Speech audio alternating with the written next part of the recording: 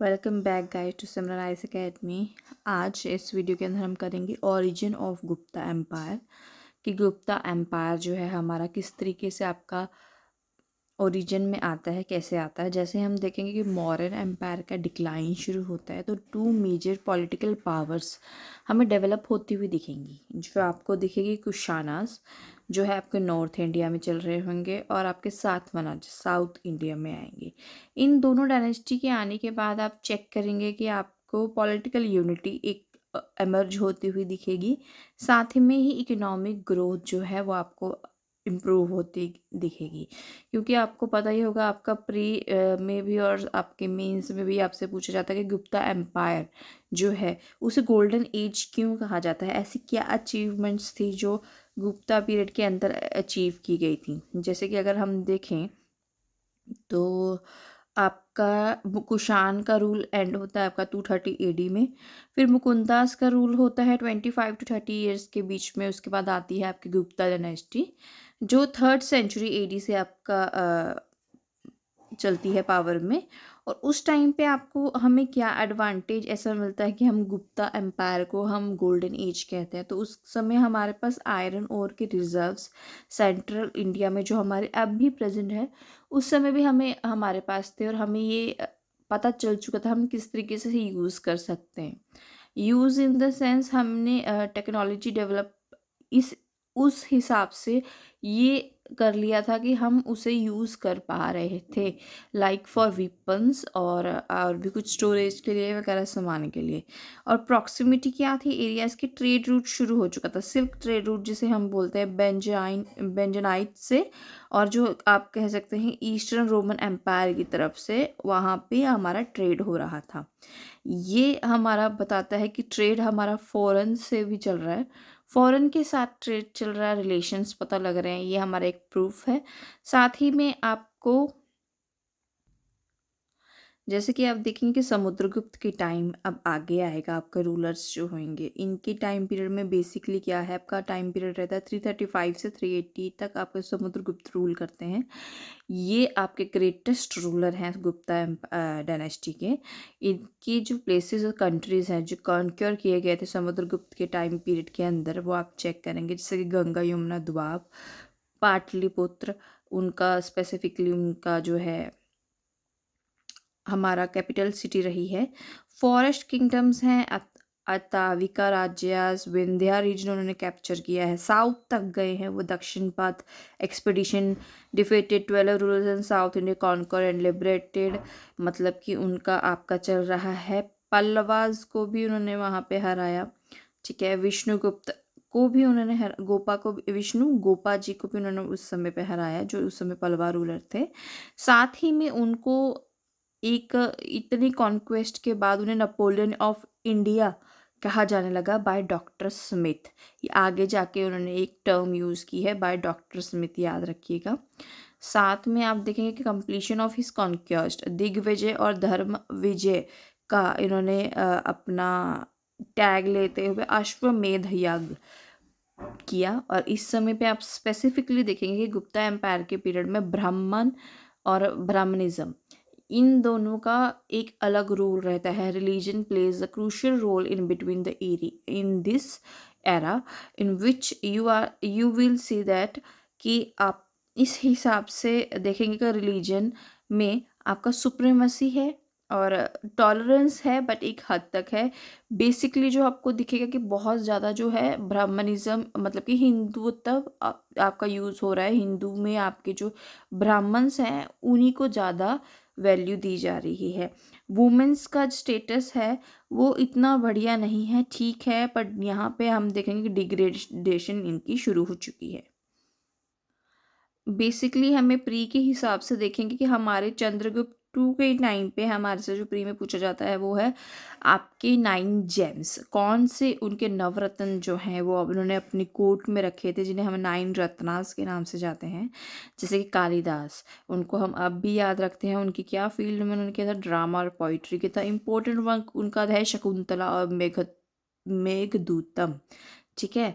फिर आपके हैं अमर सिम्हा, ये है आपके संस्कृत के लेक्सियोग्राफर, जो आपके अमरकोश और वोकेबलरी ऑफ संस्कृत रूट्स जहाँ की है आपका वो लिखा है उन्होंने अमरकोश। कहा पाना का एस्ट्रोलॉजर हैं, ठीक है। और एस्ट्रोलॉजी की फील्ड में उन्होंने, ज्योतिष की फील्ड में उन्होंने बहुत काम किया है। वराह मीरा भी हैं जो एस्ट्रोलॉजर की फील्ड में काम करते हैं। बृहत संहिता उन्होंने लिखा है। धन्वंतरी जी हैं, ये हमारे आपका पता होगा कि हमारे फर्स्ट ग्रेट फिजिशियन और मेडिशियन रहे हैं, ठीक है। मेडिसिन फील्ड में इन्होंने वर्क किया है। ये हमारे आयुर्वेद के हैं, बट यह इन्हीं कहा जाता है धन्वंतरी जी को हमारे फर्स्ट डॉक्टर। हरि सेना जी हैं हमारे पोइट, प्रयाग प्रस्ती और इलाहाबाद पिलर इंस्क्रिप्शन पे इनका बेसिकली इनके लिखे हैं जो भी इन्होंने अपना वर्क किया है। वरारुचि जी हैं, वो ग्रामेरियन हैं आपके, व्याकरण उन्होंने लिखी है। ये हमारी फर्स्ट ग्रामर है जो प्राकृत लैंग्वेज में लिखी गई थी उस समय पे, ठीक है। सांकू जी हैं, आर्किटेक्चर हैं। शिल्प शास्त्र भी उस समय पे डेवलप हो रहा है।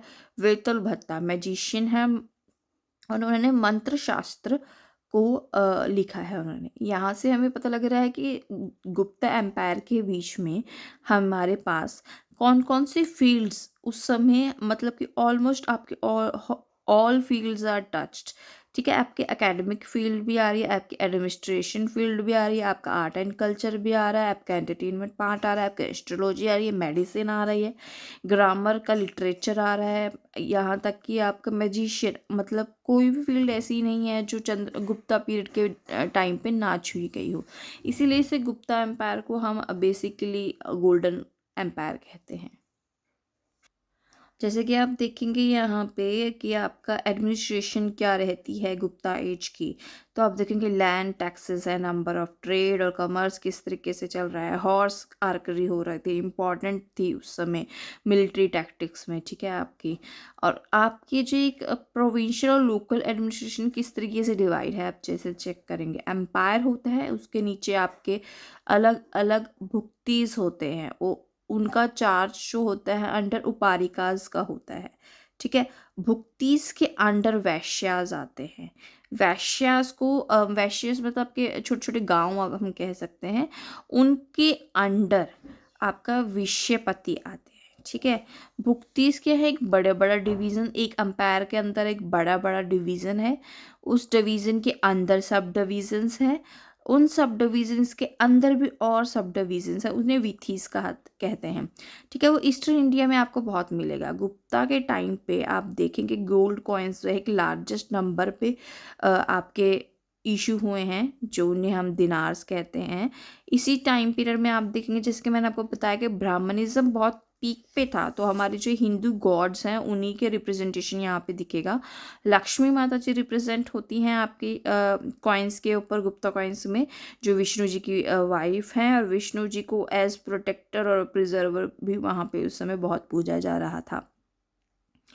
देखेंगे कि गुप्ता टाइम में आपका कुमार रत्यास मोस्ट इंपॉर्टेंट ऑफिसर्स होते थे गुप्ता एज के, ये एक अपॉइंट किंग करता था, और ये इनकी पोस्ट जो है आगे जाके हेरिडिटरी हो जाती है, ठीक है। इनका होता है गिल्ड्स को फ्लरिश करना, जो गुप्ता टाइम्स में चल रहे थे। जुडिशियल सिस्टम की बात करें तो मोर डेवलप्ड था, लॉ बुक्स कंपाइल्ड हुई थी इस टाइम पीरियड के अंदर। फर्स्ट टाइम सिविल और क्रिमिनल लॉज बने थे, डिमार्केशन हुई थी कि सिविल लॉज क्या रहेंगे एडमिनिस्ट्रेशन में, हमारे हमारे क्रिमिनल लॉज क्या रहेंगे। मतलब कि गुप्ता एज को गोल्डन एज कहने का एक कारण ये भी है कि जुडिशियल सिस्टम हमारा डेवलप हो चुका था, लैंड टैक्सेस हमारे थे, ठीक है। जैसे कि मैं आपको बताया, आपका वर्ड विष्टि एक यूज़ होता है, जैसे कि यहाँ पे बताया विलेजर्स जो है फोर्स लेबर करने को जिन्हें करना पड़ता था उन्हें विस्टीज कहते थे। बाय रॉयल आर्मी और ऑफिशियल सेंटर वेस्टर्न इंडिया के अंदर ये एरिया रहता था, ठीक है। अब यहाँ पे एक बार फिर लिखा गया है कि हाँ, golden age of ancient India Gupta empire इसलिए कहा जाता था। अब आप देखेंगे कि एक टाइम पे आके डिक्लाइन आना शुरू हो जाएगा। गुप्ता एम्पायर का डिक्लाइन आने का बेसिकली जो कारण है वो है आपका वीक सक्सेसेस। आगे आगे जैसे ही आपका हुन्स का इन्वेजन होता है, ठीक है, आपके चीफ तरह मना है कॉन्कर कर लेते हैं बहुत ज़्यादा पार्ट्स को उस समय पे, तो आपका जो है डिक्लाइन शुरू हो जाता है। एक तो वीक रूलर्स हैं, उनके पास बना बनाया एरिया है, पैसा है, सब है, तो वो लुटाने पे ज़्यादा ध्यान दे रहे हैं, बचाने पे ज़्यादा, और आगे कॉन्कर करने का भी उनका कोई मन नहीं है, क्योंकि उन्हीं जो एरिया उनके पास है उन्हीं को वो ही कॉन्क्योर करके रखने में, एडमिनिस्ट्रेशन में दिक्कत आएगी, क्योंकि वो इतने कैपेबल नहीं रहे हैं।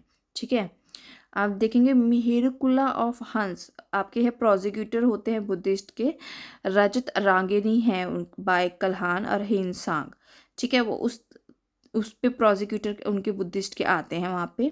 ठीक है, वो डिफीट करते हैं आपके मालवा मुखारी किंग्स को और नरसिम्हा गुप्ता के साथ मिलके, कोई रिवाइवल, बट उनकी कोई रिवाइवल नहीं होता, कि ऐसा कोई रिवाइवल नहीं होता कि ये यहाँ पे मालवास आपके हारे हैं।